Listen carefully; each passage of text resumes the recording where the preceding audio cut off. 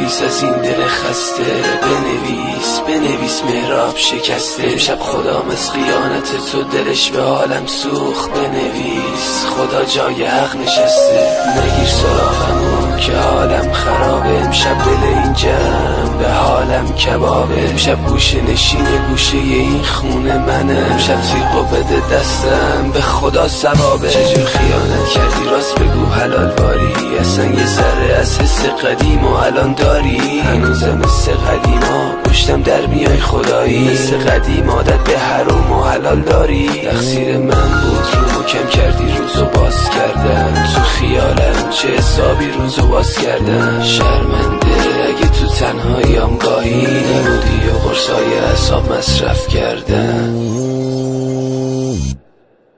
دیگه حالم از امشب گفتنام به هم میخوره. فقط عشق از اون تیغی که این رگا رو میبره. امشب انقدر میزنم پاره پارش این تنم. جون مادرم ببینم زیر گوشت میزنم. من اضافی بودم دکتر دل مادرم و دوختم. مادر انقدر صدا ترم جیگر خیلی ها سوختم. میگن صدای خستم مرهم درد یه ملت. همین که خاطر ساختی واسه من یه دنیا منته. امشب وقتشه وقت لغو قرار داده. خیانت حلقه رو تو جیب من قرار داده. ای وای از شکستن بغض و ای وای از این دل ساده. تبریک به داش گلم که امشب داماده. همون از رفیقای بی غیرت نامرد تورگی. یا از حال خرابیای من با عرقای سگی. قرار دادی بودی از اولش مدت داشتی. کم به فکر منم بودی توی این مدت کاشتی.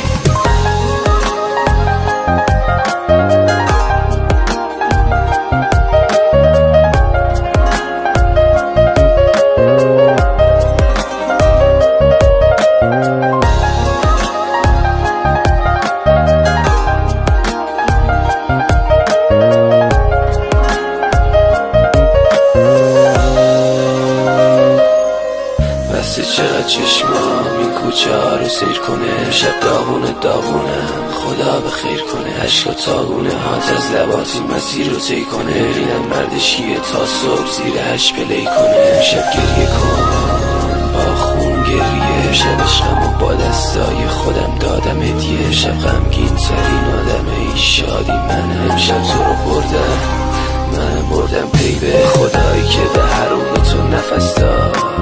تبریک بانوی هوس باز. دوراتو با اون زدی دور آخرتم. من و نازش هستت بازم میگم هوس باز. صدای دین که زنگ در ورودی. چشامو چرخوندم فکر کردم تو بودی. روزا میگذره روز به روز رو به سقوطی. چیه چرا امروز رو حالت سکوتی. لباسای نومو پوشیدم امشب دعوتیم مادر. خدا مهمونی گرفت منم دعوت شدم